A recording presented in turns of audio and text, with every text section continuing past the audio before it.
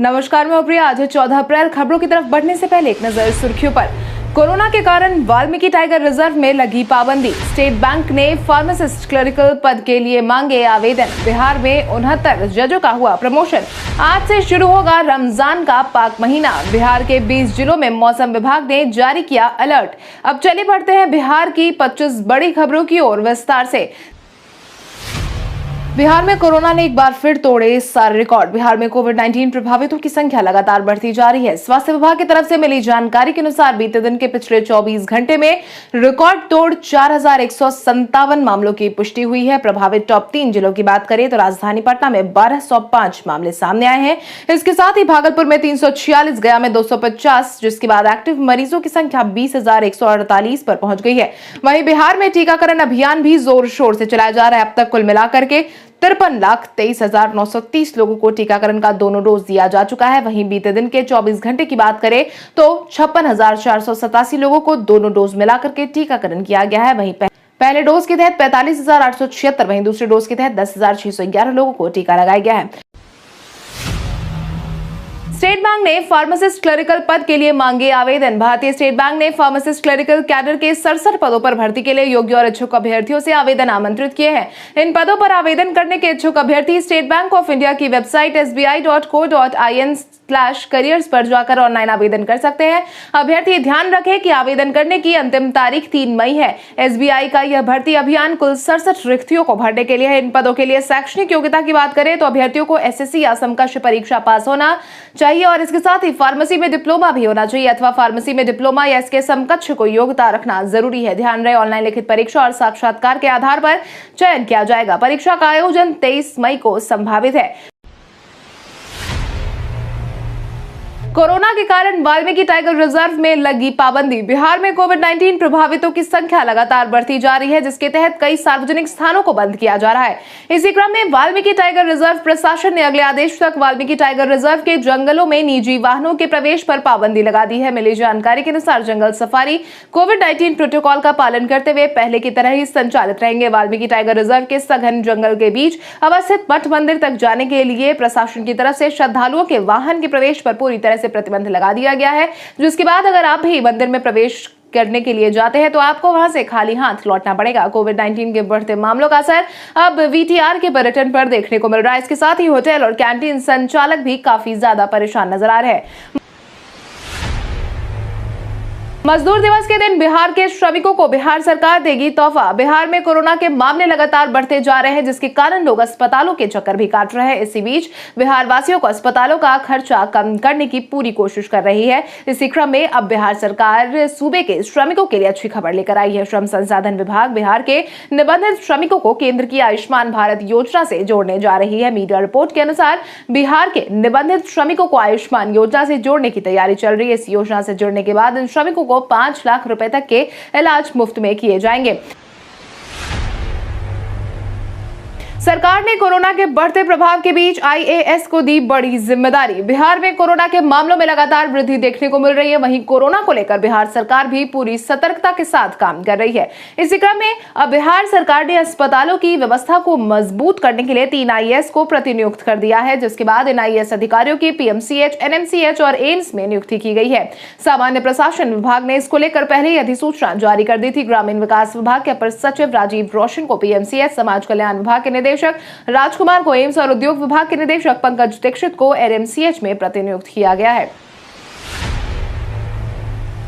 आज पूरे देश में मनाई जाएगी अंबेडकर जयंती। भीमराव अंबेडकर की जयंती, जिन्हें हम बाबा साहेब अंबेडकर के नाम से भी जानते हैं। भीमराव अंबेडकर का जन्म आज ही के दिन 14 अप्रैल को हुआ था। इस अवसर को पूरे देश में पर्व के रूप में मनाया जाता है। इसके साथ ही इस दिन को समानता दिवस और ज्ञान दिवस के रूप में भी मनाया जाता है, क्योंकि जीवन भर समानता के लिए संघर्ष करने वाले अंबेडकर को समानता और ज्ञान के प्रतीक के रूप में देखा जाता है। अंबेडकर को विश्व भर में उनके मानवाधिकार आंदोलन, संविधान निर्माता और उनके कांड विद्वता के लिए भी जाना जाता है और यह दिवस उनके प्रति सम्मान व्यक्त करने के लिए मनाया जाता है।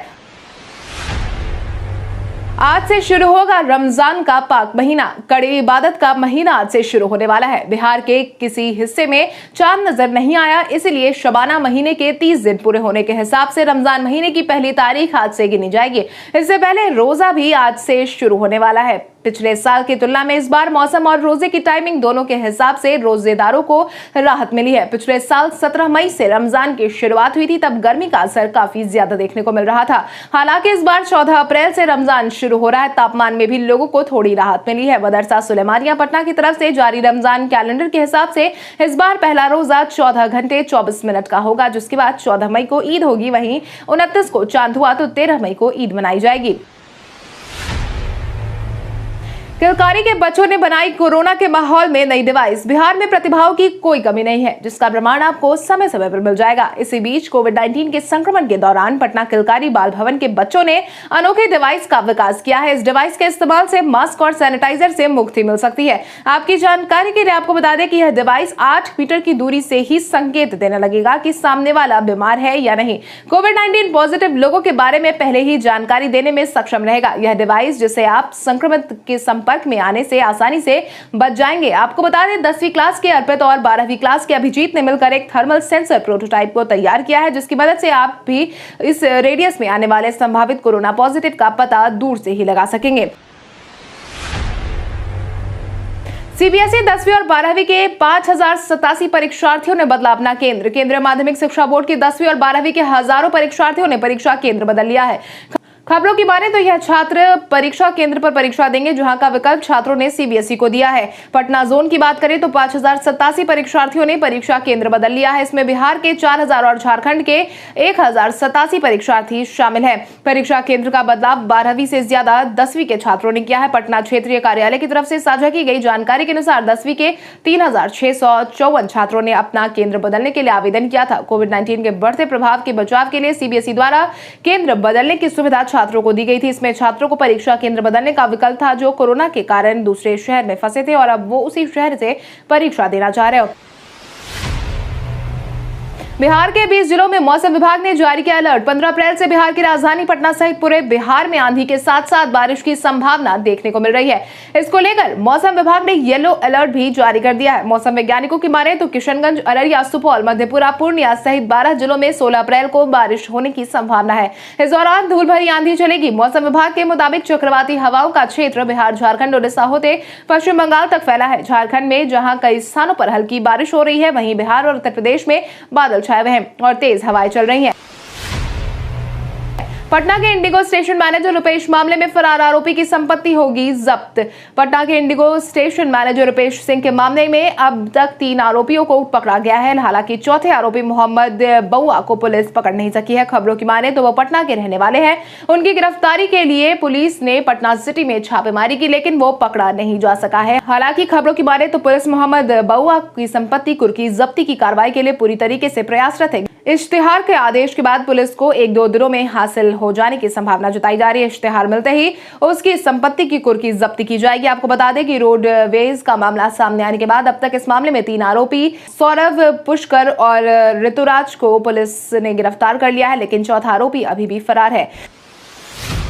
बिहार के सहकारिता मंत्री के फर्जी फेसबुक अकाउंट से मांगे गए पैसे। सोशल मीडिया के जमाने में फ्रॉड भी काफी ज्यादा जोर शोर से बढ़ता जा रहा है। ऐसे ही फर्जी हैकर्स के नए शिकार बिहार के सहकारिता मंत्री सुभाष सिंह भी हो गए हैं, जिनके नाम पर फर्जी फेसबुक अकाउंट तैयार कर लोगों से न सिर्फ फ्रॉड रिक्वेस्ट भेजा जा रहा है, बल्कि पैसों की मांग भी की जा रही है। हालांकि जब मंत्री जी को इस बात की जानकारी मिली तो उन्होंने आनंद फानन में एसपी पंकज कुमार के पास इसकी शिकायत की, जिसके बाद फर्जी अकाउंट को बंद करने की मांग की गई है। आपको बता दें कि सहकारिता मंत्री के नाम पर पैसे मांगी जाने का खुलासा तब हुआ जब उनके नाम पर गोपालगंज के कुचायकोट के तिवारी मटिहानिया के नीलेश कुमार मिश्र से मांगे गए 50,000 की मांग की गई थी, जिसके बाद युवक ने इसकी जानकारी एसपी को दी थी। जिसके बाद पुलिस ने मंत्री जी से इस संबंध में जानकारी मांगी तो वो भी हैरान हो गए।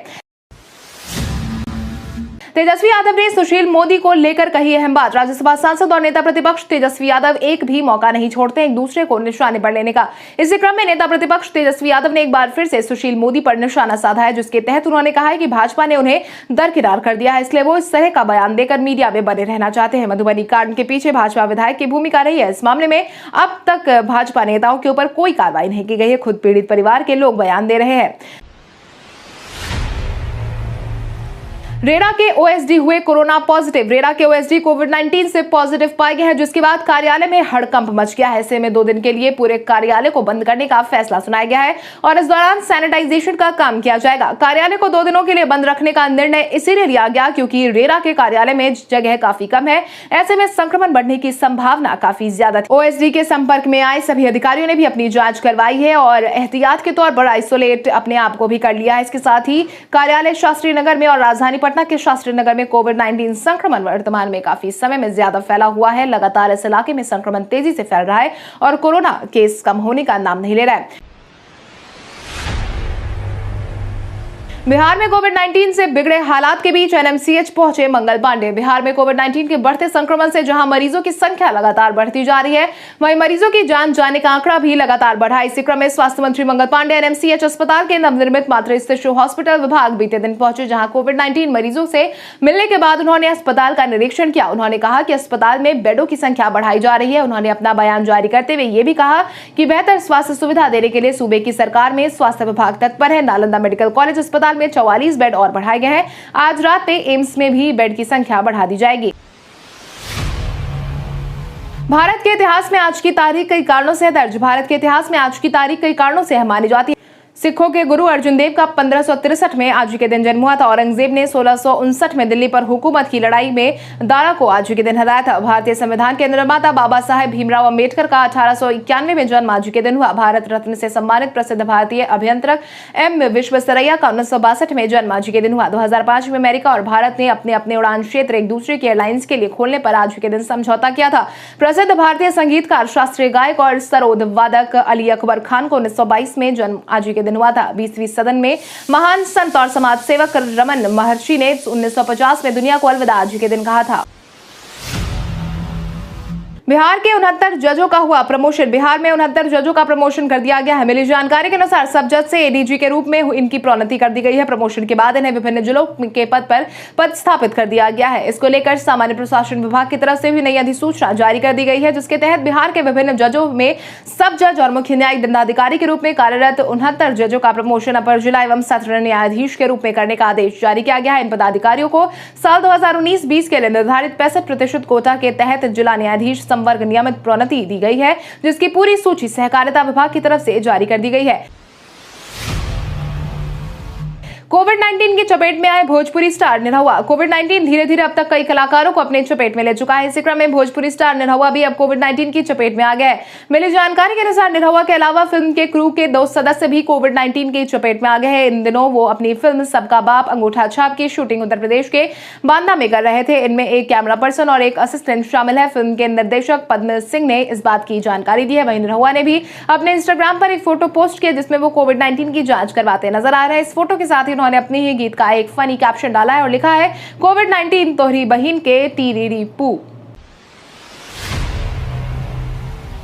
शहीद इंस्पेक्टर अश्विनी कुमार के परिवार से मिले मुख्यमंत्री तारकिशोर प्रसाद। बिहटा के डिप्टी सीएम तारकिशोर प्रसाद ने मंत्री नीरज कुमार बबलू के साथ शहीद इंस्पेक्टर अश्विनी कुमार के पीड़ित परिवार से बीते दिन मुलाकात की। पश्चिम बंगाल में मॉब लिंचिंग में अपनी जान गंवाने वाले जाबाज इंस्पेक्टर अश्विनी कुमार के बच्चों की पढ़ाई का खर्च भी बिहार सरकार ने उठाने का ऐलान जारी कर दिया है।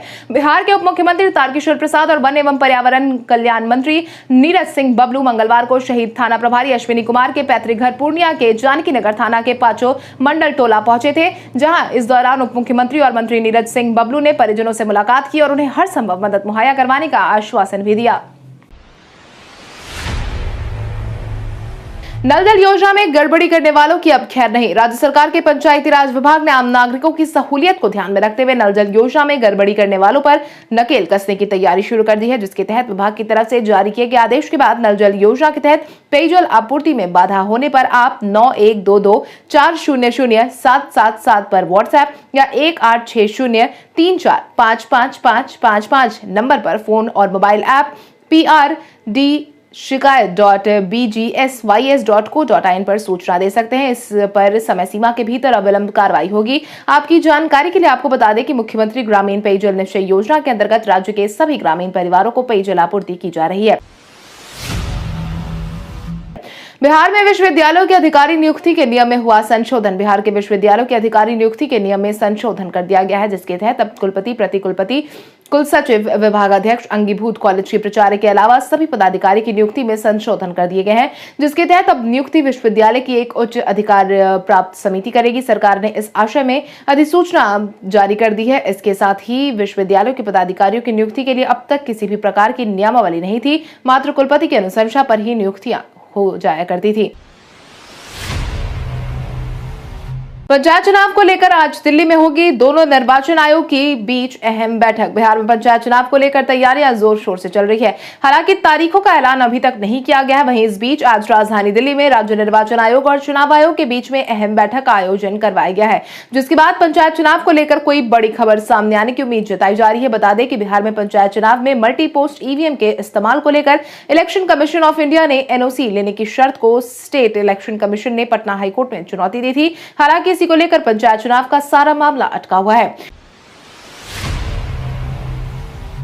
पहली जीत की तलाश में आरसीबी के खिलाफ आज उतरेगी सनराइजर हैदराबाद। आईपीएल के सीजन की शुरुआत हो चुकी है, जहां पर सभी टीम अपना एक एक मैच खेल चुकी है, जिसके बाद अब सभी टीम एक दूसरे के साथ दोबारा से भिड़ती हुई नजर आ रही है। इसी क्रम में विराट कोहली की रॉयल चैलेंजर्स बैंगलोर को पहले मैच में जहां जीत मिली थी, वहीं आज भी जीत के इरादे से सनराइजर हैदराबाद के खिलाफ टीम मैदान में उतरेगी। इसके साथ ही सनराइजर हैदराबाद को हार का स्वाद चखना पड़ा था, लेकिन आज आरसीबी के खिलाफ जीत की पूरी कोशिश करती हुई नजर आएगी। आपको बता दें कि आरसीबी ने 5 बार के चैंपियन मुंबई इंडियंस को हराकर अपने अभियान का आगाज किया था।